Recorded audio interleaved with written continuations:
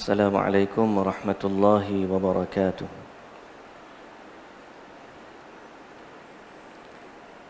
Bismillahirrahmanirrahim.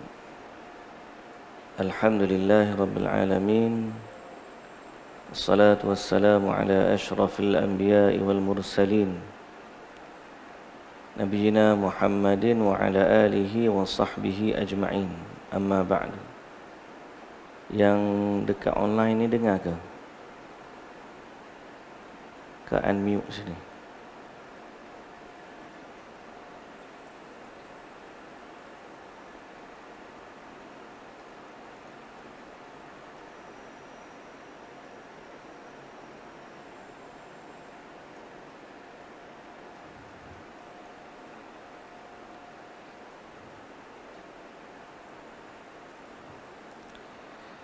Bismillahirrahmanirrahim. Puji dan syukur bagi Allah Subhanahu wa taala, Tuhan sekalian alam. Selawat serta salam atas Nabi junjungan kita, Nabi Muhammad sallallahu alaihi wasallam. Juga atas ahli keluarga baginda, para sahabatnya dan para pengikutnya yang setia sehinggalah ke hari kiamat. Alhamdulillah, alhamdulillah.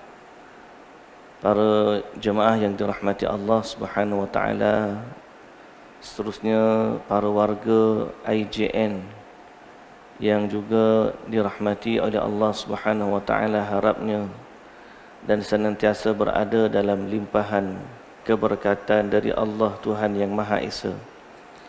Jadi alhamdulillah, pada waktu ini sekali lagi kita diberi satu pertemuan oleh Allah Subhanahu wa taala untuk mengisi masa-masa Ramadan kita dengan perkara-perkara yang mendatangkan rahmat dan pahala dari Allah Subhanahu wa taala. Kerana para jemaah yang dirahmati Allah Subhanahu wa taala, kita mesti sedarkan diri kita, bangkitkan diri kita dari lena atau kejutkan diri kita dari sifat leka dan juga lalai.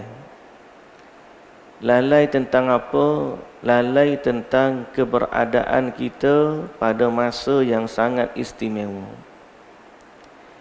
Apabila berada dalam bulan Ramadan, banyak orang tengok tentang puasa, banyak orang tengok tentang qiyam. Tapi sebenarnya kita kena sedarkan diri kita semua bahawa Ramadan ni keistimewaannya adalah pada masa Ramadan tu sendiri, pada bulan Ramadan yang datang tu sendiri, di mana Allah Subhanahu wa taala telah memilih Ramadan menjadi satu bulan yang dipenuhi dan Allah limpahkan padanya keberkatan dari Allah. Pada bulan inilah Allah Azza wa Jalla turunkan Quran. Pada bulan inilah Allah Azza wa Jalla perintahkan agar berpuasa pada siang harinya. Pada bulan inilah Allah Azza wa Jalla telah memilih atau membebaskan setiap malam-malam dari bulan ini hamba-hambanya daripada api neraka. Pada bulan ini Allah Azza wa Jalla sembunyikan satu malam yang lebih baik daripada 1000 bulan. Jadi Ramadan ni adalah berkaitan dengan masa bulan Ramadan itu sendiri. Syahrul Ramadan alladhi unzila fihi al-Quran hudan lin-nasi wa bayyinatin minal huda wal furqan. Allah menamakan dalam Quran bulan Ramadan. Bukan sekadar puasa Ramadan, bukan sekadar qiyam Ramadan. Bulan Ramadan bererti masuk je anak bulan Ramadan sehingga keluarnya anak bulan Syawal. Maka waktu-waktu yang berlalu dalam Ramadan ni adalah waktu yang sangat-sangat istimewa di sisi Allah Subhanahu wa taala. Kita mesti sedarkan bahawa kemuliaan Ramadan ni adalah pada masanya, pada bulannya, pada waktunya. Sehingga dalam masa berapa jam? 720 jam lah kita kata. 300 24 jam kali 30 hari keluar berapa? Lebih kurang 720 jam. Masa yang ada dalam Ramadan ni, macam mana kita nak isi masa tu dengan perkara-perkara yang dirahmati, diradai, disukai oleh Allah Subhanahu wa taala. Sebab itu apabila berada dalam Ramadan, ia adalah satu kenikmatan yang kita dapat daripada masa hidup kita. Kita telah bertemu dengan masa-masa yang istimewa di sisi Allah Subhanahu wa taala. Jadi itu adalah anugerah pertama. Anugerah pertama yang Allah Taala rezekikan kepada kita saat ini ialah Allah pertemukan kita dengan bulan Ramadan. Dalam pertemuan kita dengan bulan Ramadan, maka bagaimana kita mengisi masa-masa Ramadan, itu adalah satu persoalan yang kedua dan seterusnya. Dalam mengisi masa-masa Ramadan, pastinya kita mengisi dia dengan sesuatu yang dicintai, disukai oleh Allah Subhanahu wa taala. Persoalan yang timbul seterusnya, apa benda yang Allah Taala suka untuk kita lakukan dalam Ramadan? Para jemaah yang dirahmati Allah, dalam berinteraksi dengan Allah, kita kena dengar apa Allah Ta'ala kata pada kita. Dan kita kena dengar apa yang Nabi SAW sampaikan kepada kita. Kerana seni berinteraksi dengan Allah bukan sama seperti kita berinteraksi dengan manusia. Manusia kita boleh buat assumption. Kita kata kat dia, aku rasa dia begini. Kita pun cubalah buat kat dia, tiba-tiba dia tak suka. Kita pun kata sorry. Kita boleh assume sesuatu pada manusia kerana kita juga manusia. Kita assume bahawa dia suka benda tu sebab kita juga suka. Dan sifat dia manusia, kita pun manusia. Kita assume apa yang dia suka berdasarkan kita pun manusia. Lalu dengan manusia kita boleh assume. Tapi dengan Allah Azza wa Jalla tak boleh. Kaedah beribadah kepada Allah ni, dia seperti sesuatu yang tauqif. Apa maksud tauqif? Kita tak boleh berkata sesuatu tentang Allah sehingga kita dapati apa yang Allah Azza wa Jalla sendiri kata tentang dirinya. Itu kaedah kita berinteraksi dengan Allah. Sekali lagi saya sebut, kaedah dia ialah kita tak boleh assume tentang Allah dengan sesuatu. Sebaliknya, kita berinteraksi dengan Allah melalui apa yang Allah wahyukan kepada kita melalui lisan Rasulullah sallallahu alaihi wasallam. So macam mana? Baik. Pertama ataupun dalam kaedah beramal, dalam kaedah beribadah kepada Allah, kita mesti tahu ada satu hadis Nabi sallallahu alaihi wasallam dia riwayatkan dari Tuhannya. Yakni Nabi sallallahu alaihi wasallam riwayatkan dari Allah Azza wa Jalla. Kata Allah Azza wa Jalla, "Wa ma taqarraba ilayya 'abdi bi syai'in ahabba ilayya mimma aftaradtuhu alaihi wa ma zalu 'abdi yataqarrabu ilayya bin nawafil hatta uhibbahu." Kata Nabi sallallahu alaihi wasallam, hadis tu panjang, hadis tu hadis kursi, Allah yang bagi tahu. Tapi antara intinya ialah Allah Taala kata tidak ada seorang hamba pun dari kalangan hamba-Ku, tidak ada seorang pun dari kalangan hamba-Ku yang mendekatkan diri kepadaku dengan sesuatu lebih aku sukai, kata Allah, berbanding apa yang aku fardukan ke atasnya. Makna kata Allah paling suka ibadat ialah apa yang Allah fardukan kepada kita. Siapa buat amalan fardu, pahala dia lebih besar daripada amalan sunat. Dan meninggalkan amalan fardu, dosanya lebih besar berbanding meninggalkan amalan sunat. Kerana amalan fardu adalah amalan yang paling Allah Ta'ala cintai dan sukai. Setelah daripada fardu, barulah datang amalan-amalan yang sunat. Wa ma zalu 'abdi yataqarrabu ilayya bin nawafil hatta uhibbahu. Ini kaedah umum. Semua amalan fardu lebih dicintai oleh Allah berbanding sunat. Dan amalan-amalan fardu lebih besar pahala dia berbanding amalan sunat. Ini kaedah umum.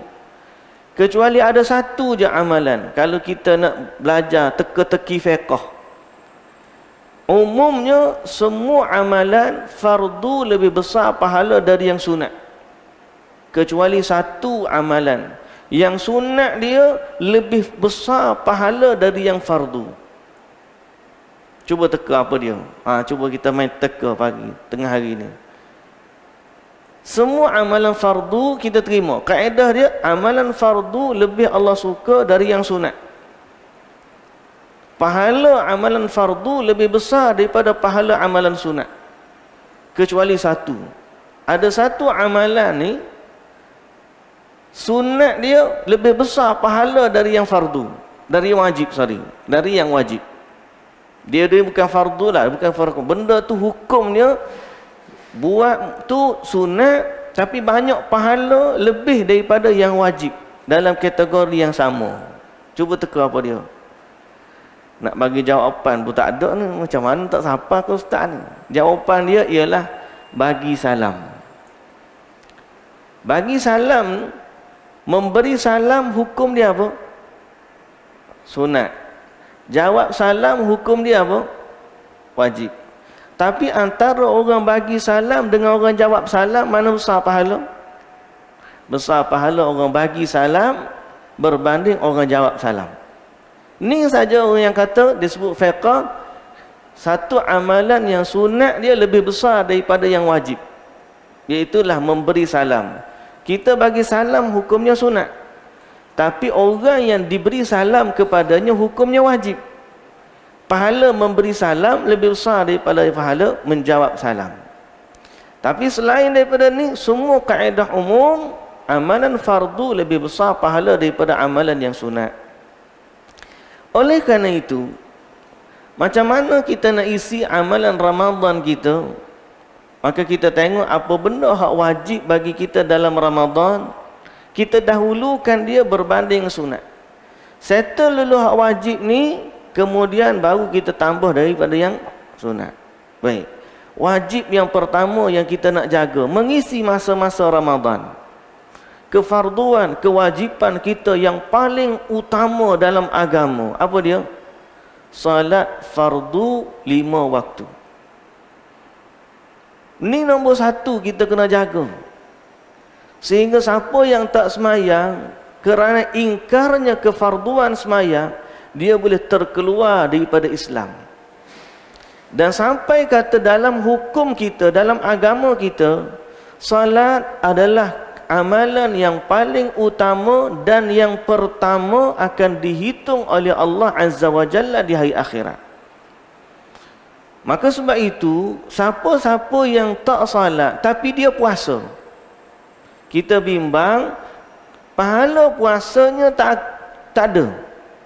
Sebab dia telah melakukan ibadat puasa dalam keadaan meninggalkan kewajipan yang lebih besar daripada itu.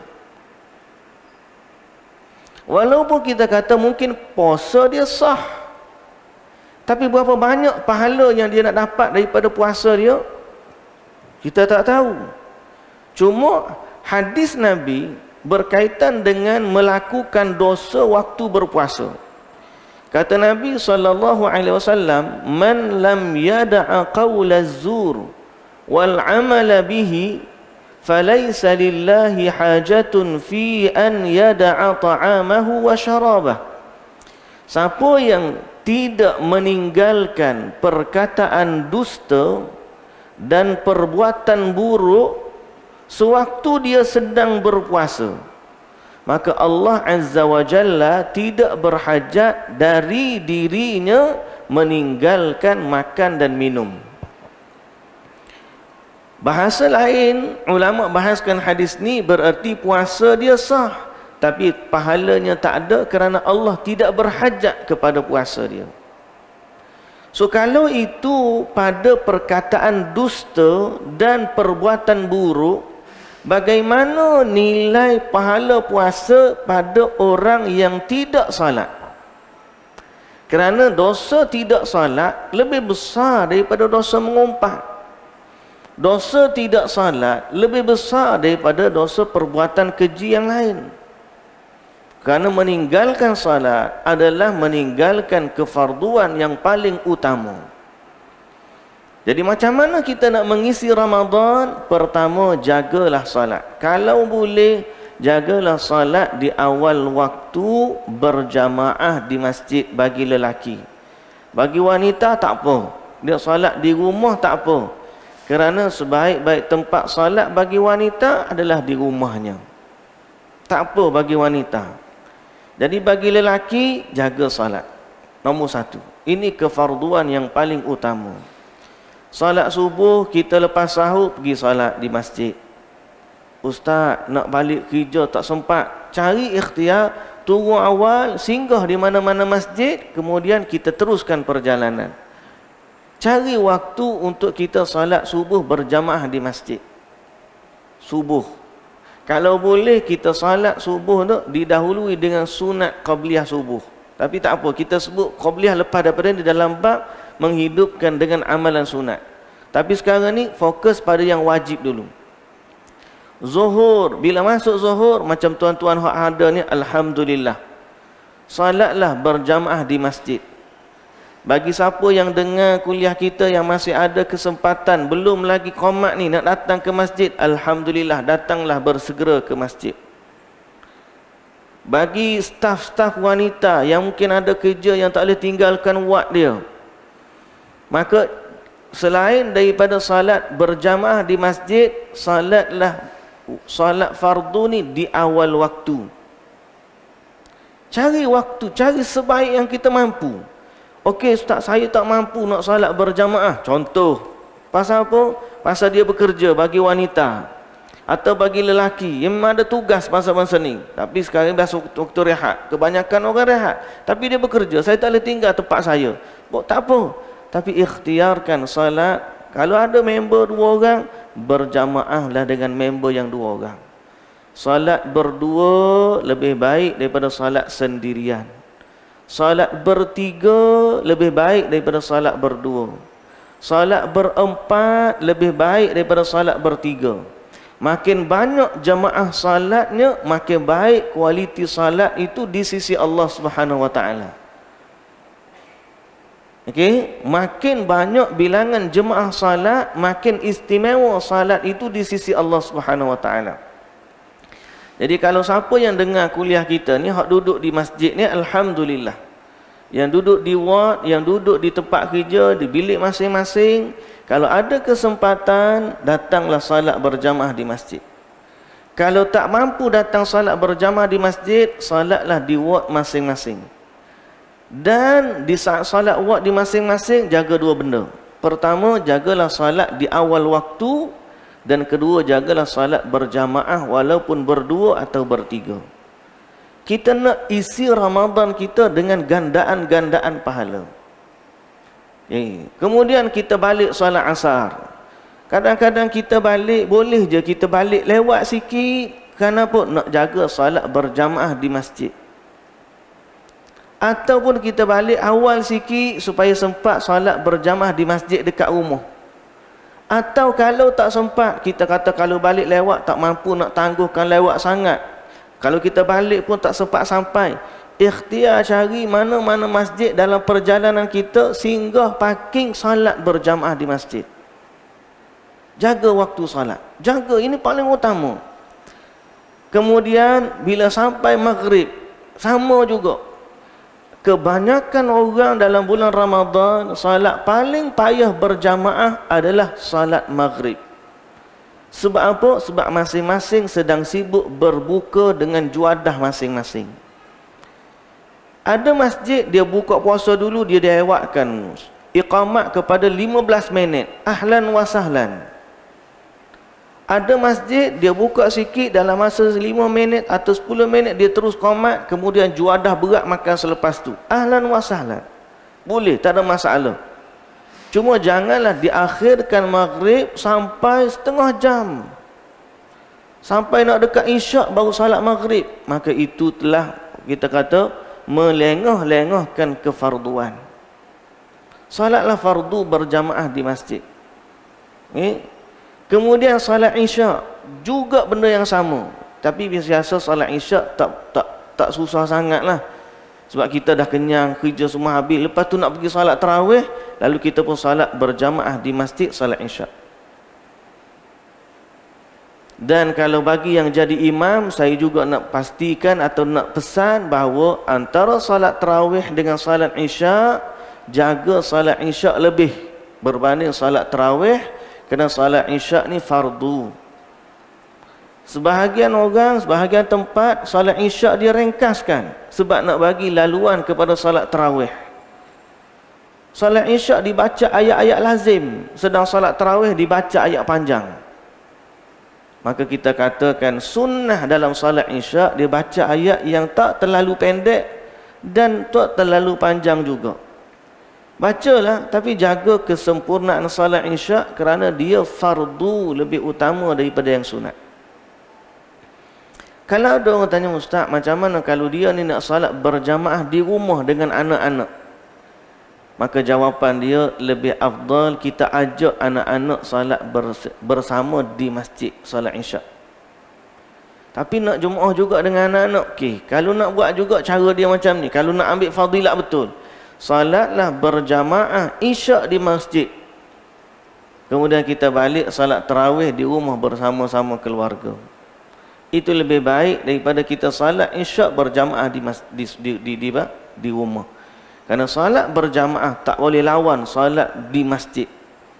Tuan-tuan, salat di masjid ni pergi tu, turun rumah tu dah dikira pahala dah. Satu langkah diangkat satu darjat dan dihapuskan satu dosa. Kalau 2 langkah diangkat 2 dosa, diangkat 2 darjat, dihapus 2 dosa. Kalau 3 langkah, 4 langkah, 100 langkah, 200 langkah, berapa banyak? Tu baru pahala melangkah ke masjid.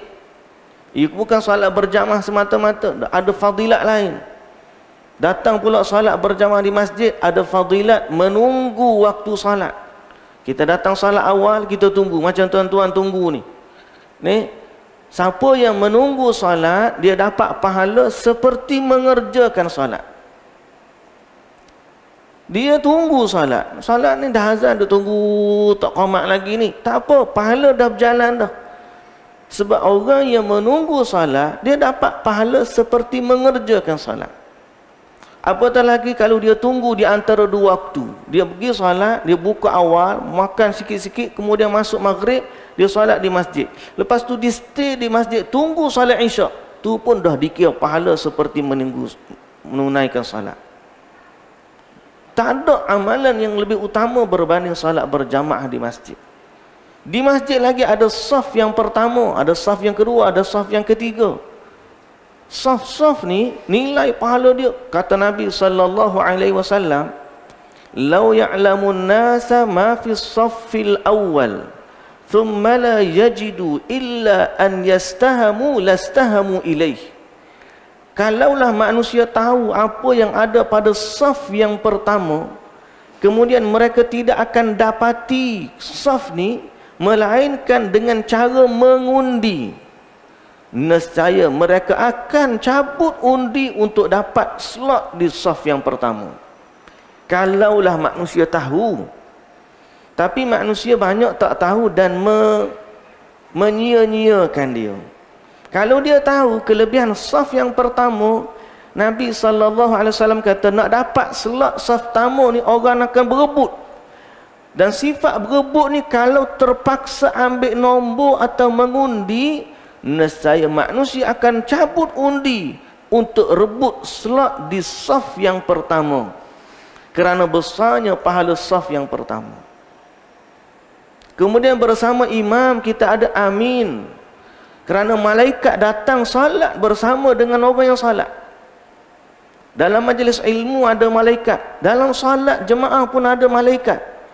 Sehingga Nabi SAW pesan, apabila imam kata amin, kamu pun katalah amin. Sesungguhnya siapa yang sebutan amin dia sama dengan sebutan aminnya malaikat, maka Allah ampunkan dosa-dosa dia yang telah lepas. Ini hadis Nabi SAW. Betapa agungnya salat dalam mengisi masa Ramadan kita. Itu baru salat yang fardu. Salat yang sunat, salat apa pula kita nak amal? Banyak. Tuan-tuan yang dirahmati Allah Subhanahu wa taala, salat sunat yang paling utama yang Nabi tak tinggal, Ramadan ke tidak Ramadan, ialah salat sunat qabliyah dan ba'diyah, dikata sunat rawatib. Sunat rawatib ni 2 rakaat sebelum subuh, 4 rakaat sebelum zuhur. Macam ni, 4 rakaat sebelum zuhur, 2 rakaat selepas zuhur, 2 rakaat selepas maghrib, 2 rakaat selepas isyak. 2 rakaat sebelum subuh, 2. 4 rakaat sebelum zuhur, 6. 2 rakaat selepas zuhur, 8. 2 rakaat selepas maghrib, 10. Dan 2 rakaat selepas isyak. Ini dipanggil sunat rawatib yang Nabi senantiasa jaga. Sehingga dalam bab fiqh, tiba-tiba, contoh kita kata, ustaz, saya terlepas subuh tadi, gigi orang nak qomat. Ataupun saya datang ni kuliah ni, waktu azan kita kuliah. Lepas daripada tu, alamak, nak berhenti. Orang tengah jadual kuliah. Lepas tu, lepas ni berhenti qomat tu. Contoh, sebagai contoh. Ataupun lepas daripada, adalah urusan, boleh kita qada salat sunat qabliyah atau ba'diyah ni. Sunat rawatib ni boleh qada. In case kita pergi turun rumah, sekarang subuh lewat, qomat pula cepat, habis waktu subuh tu, turun rumah sampai kat surau orang dah qomat, tak sempat nak salat qabliyah subuh. Sedangkan sunat qabliyah subuh, kata Nabi SAW, fadilat dia lebih baik daripada dunia dan seisinya. So macam mana nak buat? Boleh saja lepas subuh tu kita qada balik, atau sampai di office kita qada balik, qada qabliyah subuh yang tak sempat solat tadi, boleh kita qada. Kerana agungnya solat sunat rawatib ni. Salat sunat mana lagi yang afdal di bulan Ramadan? Lepas rawatib, salat qiyam Ramadan, salat tarawih. Salat tarawih ni perbahasan dia banyak. Cuma ringkasannya ialah, ada satu hadis Nabi SAW sebut, man salla ma'al imami hatta yansarif kutiba lahu qiyamu lailah. Siapa yang salat dengan imam sampai imam ni habis, maka dia ditulis baginya pahala seperti menghidupkan sepanjang malam. So ada fadilat salat qiyamul Ramadan bersama imam, dan salat bersama imam sampai imam habis. Berarti kalau imam tu salat 20, kita stay dengan imam sampai 20. Ustaz, kalau saya nak salat 8 macam mana? Boleh, cari salat imam tu 8 rakaat. Jadi imam habis, dia pun habis. Dapatlah fadilat mendirikan sepenuh malam. Itu fadilat yang disebut dalam hadis Nabi SAW riwayat Al-Imam Tirmizi. Kita tak nak bicara pasal 8-20, tapi kita nak sebut hadis ni ada, siapa yang salat dengan imam sampai habis, imam salat habis, dia dapat pahala mendirikan sepenuh malam. Ini bab salat. Okey, jaga salat, utama sangat. Nombor 2, benda wajib yang kita kena jaga dalam bulan Ramadan, of course, ialah puasa kita. Puasa ni wajib. Dan kewajipan menjaga puasa dari sudut hukum, jaga puasa daripada perkara-perkara yang membatalkan puasa. Apa dia? Makan minum, jaga. Kemudian bersetubuh suami isteri, jaga, jangan. Kemudian yang ketiga, memasukkan sesuatu dalam rongga. Kemudian apa lagi? Muntah dengan sengaja, jolok-jolok keluar muntah, batal. Kemudian mengeluarkan air mani dengan sengaja. Mengeluarkan air mani dengan sengaja. Atau termasuk kalau dia bercumbu-cumbu dengan isteri dia, keluar air mani, tak bersama, tapi baru pegang dan cumbu, keluar air mani, batal puasa dia. Mengeluarkan air mani dengan sengaja, batal. Ini dari sudut bab hukum. Siapa yang buat, batal puasa. Tapi Nabi SAW juga, selain daripada jaga hukum batal puasa, Nabi juga jaga hukum bab pahala puasa. Sebab tu hadis yang saya sebut tadi, Nabi SAW kata, siapa puasa dia tak jaga ucapan dia daripada perkataan dusta, dia tak jaga perbuatan dia daripada perbuatan tak elok, maka Allah tidak berhajat kepada dia tinggalkan makan dan minum. Dalam bab mengisi masa Ramadan ni, kita ada musuh kita, boleh kata musuh lah tuan-tuan. Walaupun syaitan dibelenggu, musuh kita yang utama syaitan sudah dibelenggu, ada satu lagi musuh di zaman moden yang banyak distract kita daripada ibadat di sepanjang puasa. Mana musuh dia? Ialah media sosial ataupun gadget kita. Banyak kita ni distract daripada ibadat bulan Ramadan kerana terlalu leka dengan gadget. Bukan sekadar leka dengan gadget tu satu hal, main message tu satu, tengok apa tu Facebook tu, IG lah, TikTok lah. Kadang-kadang yang kita luar daripada kawalan kita. Kita tengok Facebook kawan-kawan kita, kita tengok kemudian IG pun hak kita, kawan-kawan kita, TikTok mungkin.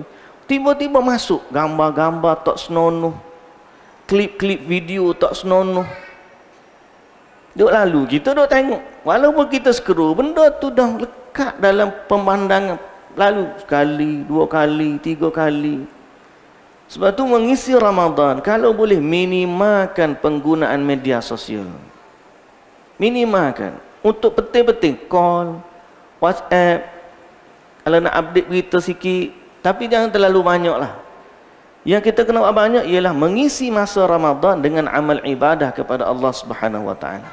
Kita bimbang kerana sibuknya kita dengan gadget, kemudian terpandang, terlihat, kadang-kadang duk scroll-scroll, layan dulu satu klip ni, layan lagi kedua, layan ketiga, sambil-sambil tunggu buka puasa, akhirnya kita miss banyak benda dalam puasa. Dalam puasa kita ada dua waktu yang sangat-sangat ditekankan untuk beristighfar dan berdoa. Pertama, waktu sahur sebelum berpuasa. Waktu sahur ni kalau kita bangun setengah jam atau sejam sebelum sahur, gunakan waktu sahur tu untuk doa dan istighfar. Jangan untuk makan saja dak. Makan tu afdal, tapi waktu tu istimewa. Kerana waktu sahur adalah waktu istighfar dan doa. Yang kedua, waktu juga yang kita kena jaga ialah waktu sebelum berbuka. Sebelum berbuka, kita guna waktu tu dalam setengah jam, dalam sejam, setengah jam lah kita kata. Standby setengah jam, tutup perbualan kita dengan manusia. Idea, dari sudut ideanya. Praktik tu kena masing-masing mujahadah. Kena masing-masing berjuang. Setengah jam sebelum buka adalah waktunya kita dengan Allah Subhanahu Wa Taala. Setengah jam waktu sebelum berakhirnya waktu sahur, waktunya kita beristighfar, berdoa kepada Allah Subhanahu Wa Taala. Ini waktu kritikal, waktu sangat mustajab doa. Setengah jam atau sejam sebelum bersahur atau sebelum subuh, sejam atau setengah jam sebelum berbuka. Waktu ni jangan disia-siakan. Muslimin dan muslimat yang dirahmati Allah Subhanahu Wa Taala. Kemudian yang ketiga, benda yang wajib. Benda yang wajib saya nak sebut juga ialah yang ketiga, benda wajib ialah bab sedekah. Sedekah ni hak mana sedekah wajib? Ada dalam Ramadan satu sedekah wajib. Kalau tak bayar hak ni, tak sempurnalah Ramadan dia. Iaitulah zakat fitrah. Zakat fitrah ni termasuk sedekah, dan sedekah ni jika sedekah wajib. Wajibnya sedekah ni sampai tahap mana-mana individu Muslim yang hidup mengecapi udaranya Ramadan sampai akhir Ramadan, maka wajib bagi dia mengeluarkan zakat fitrah sebagai tanda syukur dia kepada Allah Azza wa Jalla dia sempat bertemu Ramadan. Besarnya fadilat ni, sehingga dia dikira zakat nyawa, bukan zakat harta. Harta kita ada cukup nisab baru kena bayar, cukup haul baru kena bayar. Tapi zakat fitrah ialah zakat nyawa. Mana-mana nyawa yang hidup dalam bulan Ramadan, kita ada baby umur sebulan sekalipun, kena keluarkan zakat fitrah untuk baby tu. Anak kita lahir 15 Ramadan sampai akhir Ramadan dia hidup, wajib kita keluarkan zakat fitrah pada si anak tu. Ini sedekah yang wajib, dan dalam bab yang wajib inilah kita buat yang terbaik. Yang terbaik macam mana? Asal usul dalam sunnah Nabi, zakat fitrah dibayar dengan makanan. Bayar dengan makanan.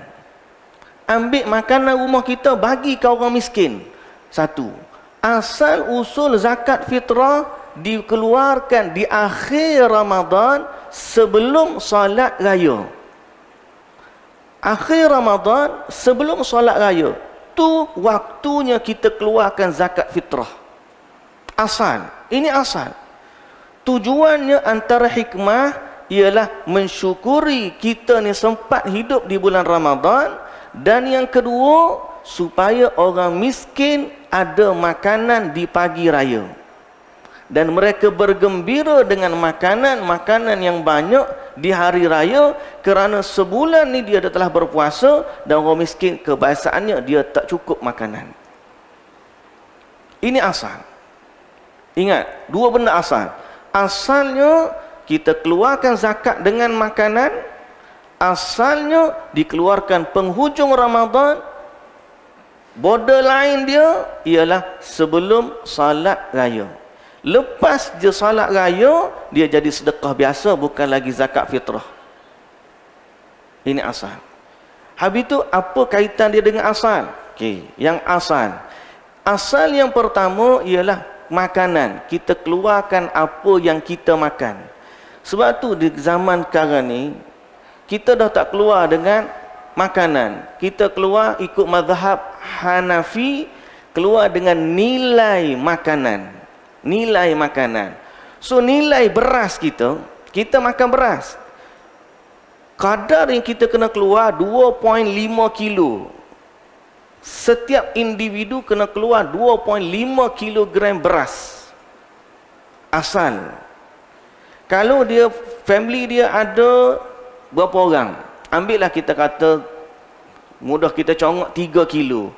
Kalau dia ada 5 orang, dia kena keluarkan 15 kilo atau 12 kilo setengah.